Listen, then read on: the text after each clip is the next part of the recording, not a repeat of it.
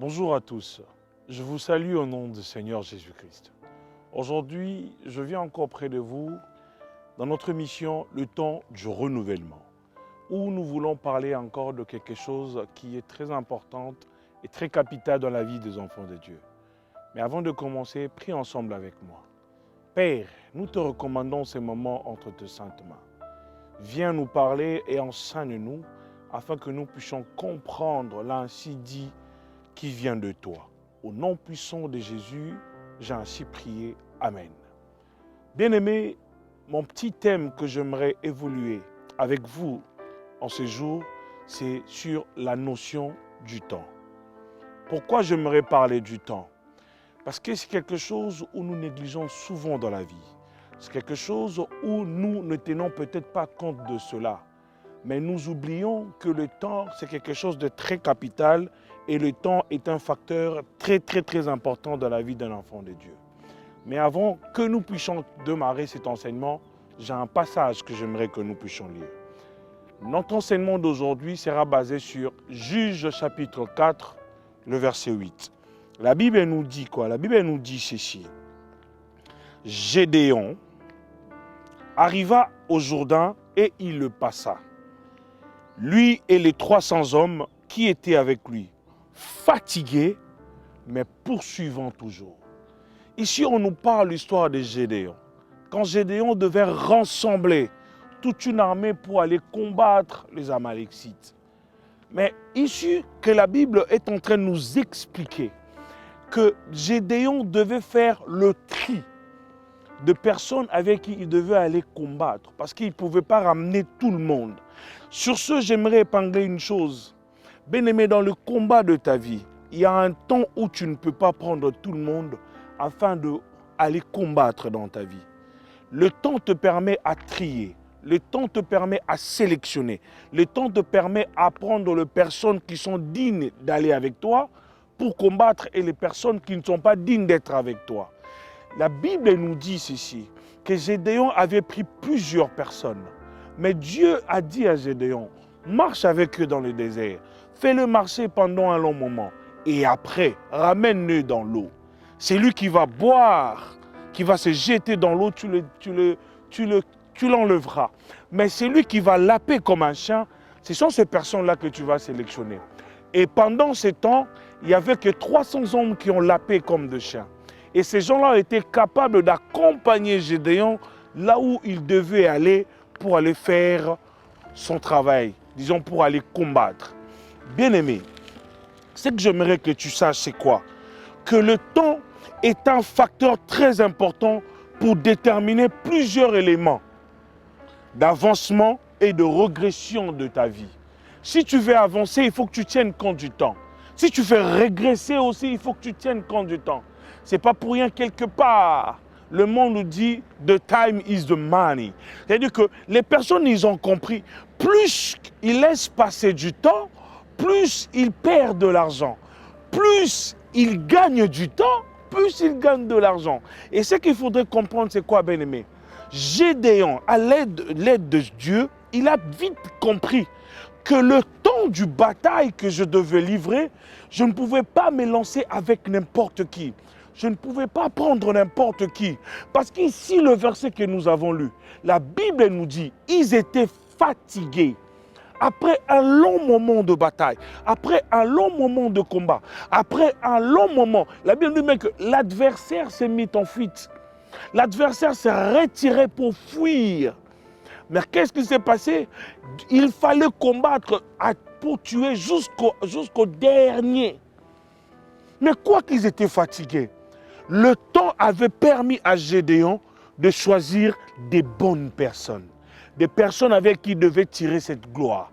Des personnes avec qui il pouvait combattre afin plutôt de gagner la totalité de ce bataille. Bien-aimé, le temps que tu vis, quel genre de personnes que tu choisis? Il est temps où, bien-aimé, que tu sois auprès de toi des personnes qui sont capables de laper comme un chien. Des personnes, quoi qu'ils sont fatigués, mais ils sont capables de te soutenir. Des personnes qui sont là aussi pour toi, de même manière que toi, tu es là aussi pour eux. Ici, je parlerai toujours de deux volets.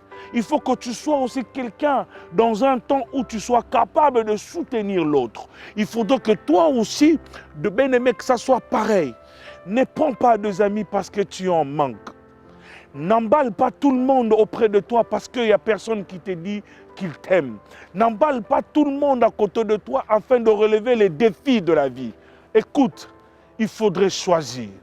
Parce que ce n'est pas les batailles qui sont devant, les batailles que tu dois affronter, ce n'est pas tous les batailles ne sont pas de la même manière. Il faut que tu choisisses qui je dois prendre, qui je dois sélectionner dans mon entourage pour avancer, pour aller combattre, pour réussir, pour un projet, pour une situation en quoi je veux me lancer. Écoute, bien-aimé, la Bible nous dit même que dans Néhémie 2, verset 6, que quand l'Israël, que les murs d'Israël étaient commençaient à tomber en ruine, écoutez, Néhémie était choqué, Néhémie était touché. Qu'est-ce qu'il fait? Néhémie connaissait que le roi aimait le vin. Néhémie a calculé le bon temps pour adresser son problème. Il vient auprès du roi, il le sert à boire. Quand le roi a pris son vin, il pose à Néhémie, « Mais pourquoi ton visage est si fermé ?» Néhémie lui dira, « Comment est-ce que je serai dans la joie aussi longtemps que les sépulcres de mes pères sont en train de tomber en ruine ?»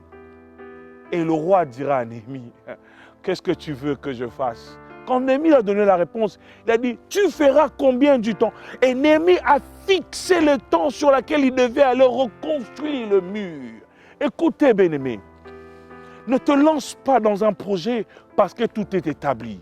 Ne te lance pas dans un projet parce que tu crois que j'ai des amis qui vont m'aider, qui vont m'aider plutôt.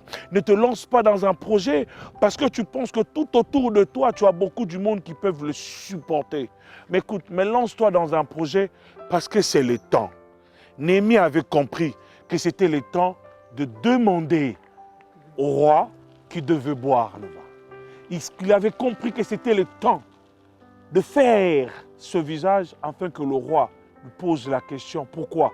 Parce que le roi aimait le vin. J'aimerais te dire une chose.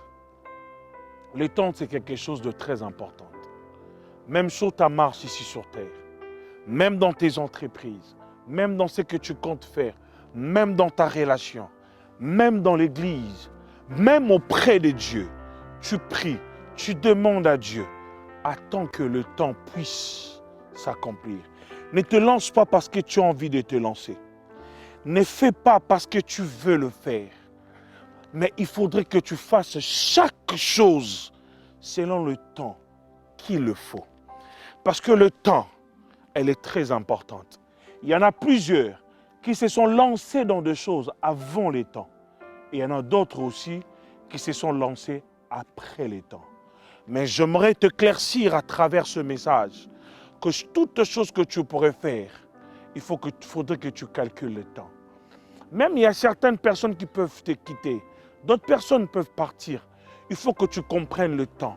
Il y a un temps où il y a d'autres personnes qui doivent partir pour que tu atteignes d'autres objectifs de ta vie. Il y a un temps où d'autres personnes doivent aussi venir pour qu'ils puissent t'accompagner à atteindre certains objectifs. Tu es avec quelqu'un, que ces personnes-là ne veulent plus être avec toi. Ces personnes-là veulent que tu partes loin de lui. Il faudrait que tu comprennes peut-être c'est le temps que le Seigneur veut que tu quittes cet endroit-là. Il faudrait que tu comprennes que peut-être c'est le temps que Dieu veut que tu regardes de l'autre côté. Ne fixe pas toujours le regard par rapport à l'inquiétude qui veut abattre sur ton visage. Parce que les gens sont partis, les gens t'ont abandonné. Écoutez, Job était meurtri. Job était touché. Job était mal au point. Il a perdu ses enfants. Il a perdu ses biens. Voire même la même femme que Job disait qu'il aimait. Cette femme-là lui disait, tu peux nier ton Dieu. Mais Job a dit, qu'est-ce que Job a dit? Il ne niera jamais son Dieu. Le temps que Job passait, c'était le temps où Dieu avait permis que Job puisse tout perdre. Il arrive un moment dans la vie, tu perds des choses. Dieu le permet, car c'est le temps de perdre. Il y a le temps de perdre, il y a le temps de gagner, il y a le temps de reculer pour réfléchir et il y a le temps d'avancer. Mais il faudrait que tu comprennes quel est le temps que toi, tu es en train de traverser. Quel est le temps que toi, tu es en train de vivre. Quand tu comprendras le temps, tu t'accrocheras à Dieu, car c'est lui qui est le maître de tout temps et de toutes circonstances. Sur ce message, j'ose croire qu'un enfant de Dieu sera béni. Que la main de Dieu soit avec toi, que tu comprennes le véritable temps que tu dois vivre. Que Dieu vous bénisse.